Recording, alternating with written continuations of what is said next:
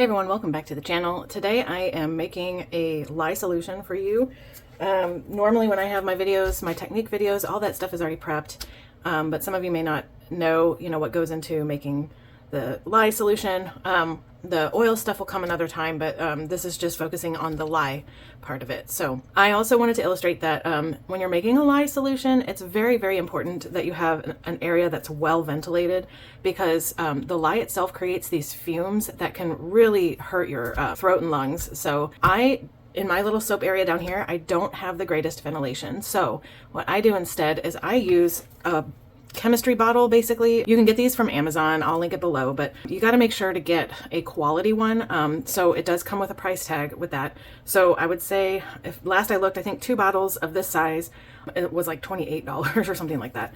But Pyrex, made in Germany. I want to say, yeah, I don't know what I was gonna say, but anyway, so the Pyrex is meant, this special kind of chemistry labware is supposed to be chemically resistant and also very resistant to very high temperature fluctuations. So the lye solution is going to get really, really, really hot, borderline boiling, just so you know. And as far as a caustic solution is concerned, near boiling is very dangerous to you. So it's so important to have something that's not going to break under that pressure. Anyway, with that being said, so since I don't have ventilation, I have a chemistry bottle that I like to use that has a cap on it.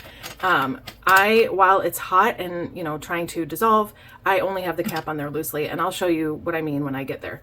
So anyway, let's get started. This is based on my safflower and shea recipe, which I have created in Soap Calculator. This is another thing I'll link down below. I love this application. Back when I first started making soap, I calculated all these things by hand based on their saponification numbers. And while I can still do that to this day, this makes things so much faster. Plus I have it printed and it's, I laminated it. So if I spill anything on it, I still have this recipe at my disposal. So anyway, just to outline this particular recipe, it's got castor oil, coconut oil, cottonseed, palm kernels, shea butter, and safflower oil. And based on all these saponification numbers, I typically work in ounces, but it also comes in grams. But in my ounces, it's going to calculate a lye number for me, and you have to make sure to select the sodium hydroxide button on there. And I can also, that is one thing I did want to bring up too. Like if you want me to do a walkthrough of soap calc, just let me know in the comments. But anyway, so the sodium hydroxide will calculate an amount for you.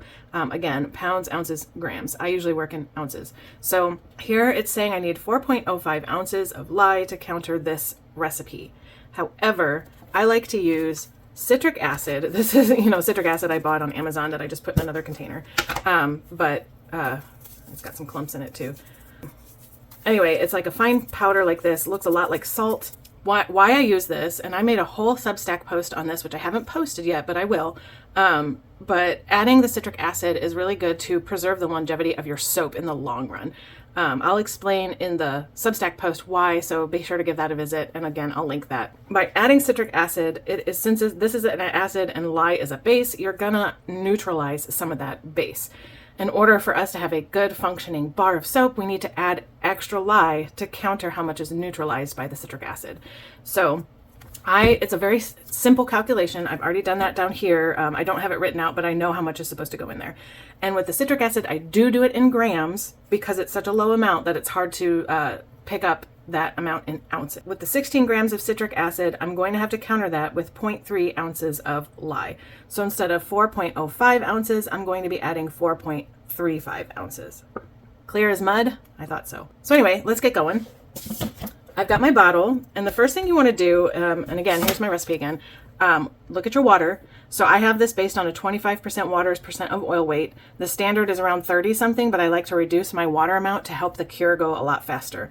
So in this recipe, the shea butter makes it move faster, but my traditional recipe, having that lower amount of water does not affect the acceleration. So I'm okay with using less amount of water.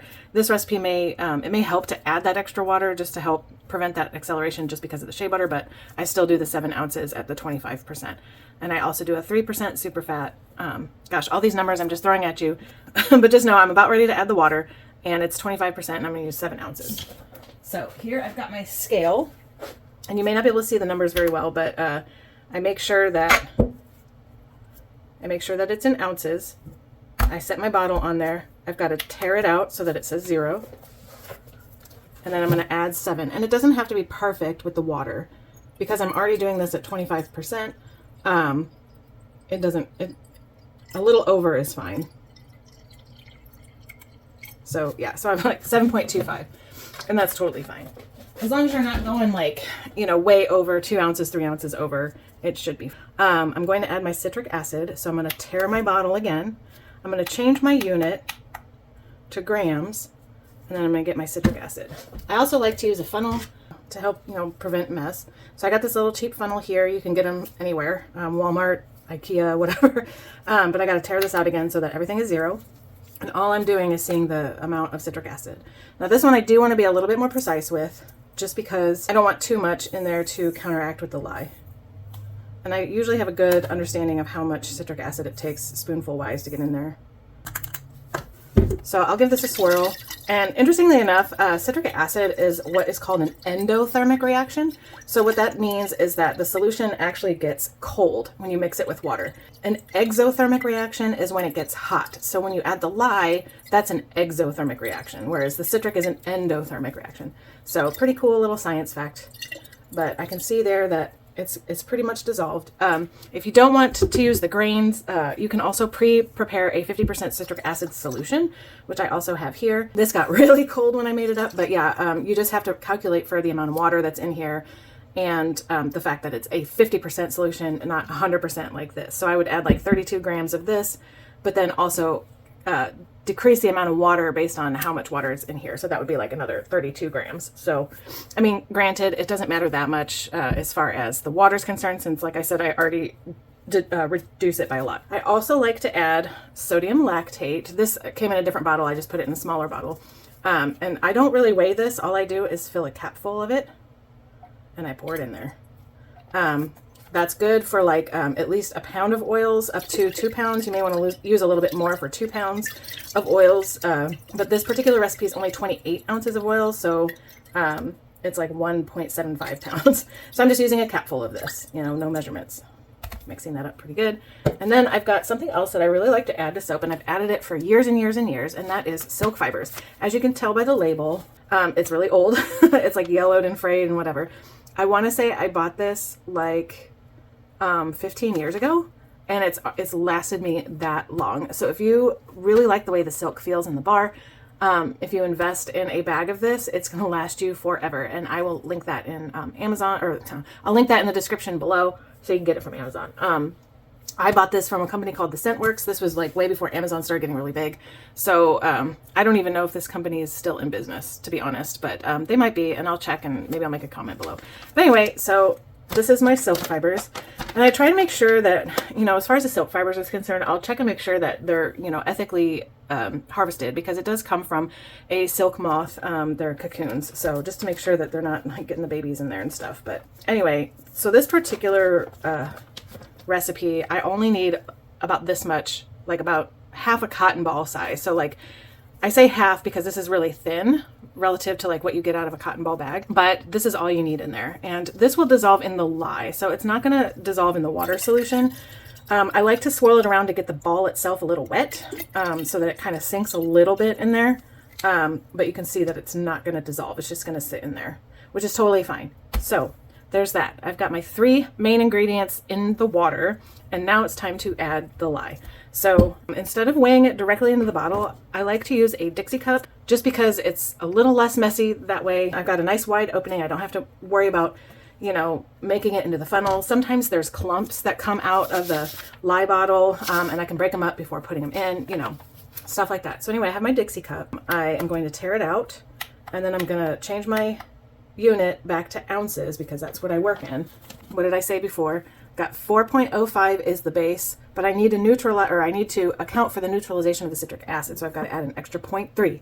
So I'm going to add 4.35. Now this part is really important to get right, because too much lye is going to make your bar too caustic and harmful to your skin. Not enough lye is not going to fully saponify your oils, and it's going to be like a really soft bar of soap. So Anyway, I've got this lye here that I get from Essential Depot. They're also on Amazon, but they also have their own website. This batch I've had for about 10 years. It will last. If you get like the bulk amount of lye that they offer, I think I've got 32 pounds of it. It will last for a very long time. As long as you keep the lid tight and store it in like a non-humid area, it should be fine. So yeah, I've got my next bottle that I'm going to open. I'm shaking it just to make, kind of break up some of those lumps. But I barely have, and also make sure it says sodium hydroxide, not potassium hydroxide, because that's a completely different animal. Anyway, so we're doing there's a lump, 4.35. I only had 3 ounces left in there. And I like to work quick with this because lye is considered hygroscopic. So in these humid months, it's going to love to just pull that water out of the air and draw it to itself. And then it kind of dilutes it and makes it a little worthless. And then your soaps won't saponify. So I've got 4.35 ounces here, which is perfect. All right. So then what I like to do is I do take my funnel and I can pinch this and pour it nice and neat in there. And if there's any lumps, hopefully I can like smoosh them in that lip. I feel it. There we go. Oh, here's another one. There we go. Get in there. And some lumps, as long as they're small enough to get through the funnel, is fine, which they were. Do you hear that? That is boiling. So I like to put my lid on loosely because there are fumes coming off of this. But gently swirl this in the bottle. Now you can use an open container as long as you have very well ventilated area, or if you have something, to mix it with, something very inert, like, just a silicone spatula like that. Like I said, I don't have ventilation down here, so I use these bottles. Once I get to a point where I think the lye is pretty much dispersed in there, you'll see that it's really milky. There's no like crust at the bottom. It's good to let it sit. And so, like I said, I have this on here real loosely, not wrenched down, so that way any pressure can come out of that. But here is an idea of how hot this is. I'm just going to open this for just a second. Says it's 129, but I don't believe that. Oh yeah, if I get it from the side, it's 206 degrees. So boiling is 212 Fahrenheit. So that's what I mean by near boiling with this. Now there's always the nuances of having chemicals. It changes the boiling point, but yeah, it's, in this particular case, it's up there. So anyway, this is the good important thing about having a very chemical and heat and temperature resistant bottle, because I have this sitting just on my counter and the bottle itself is really, really hot. My counter is somewhat cool. Now, I meant to bring down a little cork trivet, but the reality is I don't usually use a cork trivet. I just have it sitting on the counter. So anyway, I will usually put this to the side and either come to it the next morning, or I will put it in the fridge and let it cool down until I can use it. Now, there's been times where I have not really forgotten about my lye, but just didn't have the time to make soap with it. So this kind of happens.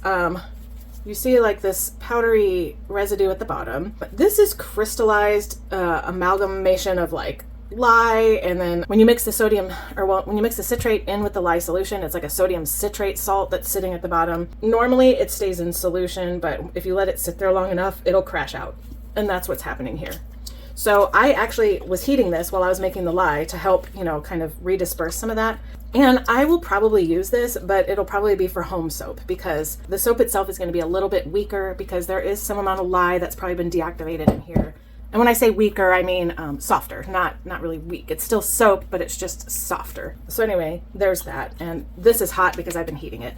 But anyway, so that's how I make lye. I guess I should have said too in the very beginning that I don't do it without my goggles. I have these on because those fumes can be really bad. If you get lye on you, I wear gloves. And I will say there have been times back in the day when I didn't used to wear gloves. I got a little grain of that, and like this lye that I use is also like salt grains. I got one stuck under my thumbnail and didn't realize it until later in the day when my thumb was bleeding. So it's very important to keep, safety first. I used to wear an apron, but I stopped wearing aprons I'm a little bit more confident in my ability not to spill all over my front. When I had the aprons, lab coats, like my sleeves would get stuck or like dip into the soap, and I didn't like that. So anyway, I don't do that anymore. So yeah, I guess that's it. That's how I make the lye. Sometimes I make like a big batch of it. Don't pay attention to the sunflower oil. So I'll make like a 50% lye solution, and it will include my silk in there and then also my sodium lactate. But when I ultimately use it, I mix it with the 50% citric solution. And I usually do that when I make like test batches. So I've got these little bottles set aside of just samplings of oil so that I can use those for like little tiny samples. And when I mean small, I mean enough to just fill like one of my little owl molds. And that's usually when I test fragrances to see how fast they work or how they smell in soap or if they discolor or anything like that. Clearly I don't have any of this lye made up, but I do that sometimes. So anyway, oh, and then there's sugar. You can do sugar in there, but I am like really careful about adding the sugar. I wait until the solution is cool because the lye can burn the sugar and caramelize it and turn the solution yellow, which will ultimately affect your final product of your soap. So if you're trying to make a white soap and you've got a yellow lye solution, your soap is going to come out like tan, just so you know. But anyway, so that's it. I'm going to go ahead and sign off here, and hopefully you learned a little bit. Please do go check my Substack. I have two different, so I have my books and I have my soap. I have a different page for the soap, but it's on the same page as the book Substack. So check it out. You may find something interesting in the book side too, but I do have some recipes coming out. If you're already subscribed to my newsletter, you already have free access for the lifetime. So there will be recipes that I will paywall just because these are recipes that I have worked on, you know, for years. They're, you know, basically my babies, and I don't want to share them with just anybody. So if you become a paid subscriber, which my subscription model is very, very cheap, it's $5 a month or $30 for the entire year. So if you're interested in getting some soap recipes or short stories on my book side, you can do that as well. And I would love to see you over there, and I will link that below, but it's just ariholdingauthor.com. That's how you get to my Substack. Thanks for watching, and if you have any questions or any comments or anything that you like to do with your lye solution, if you're an experienced soap maker, let me know in the comments, and I will talk to you later. Bye!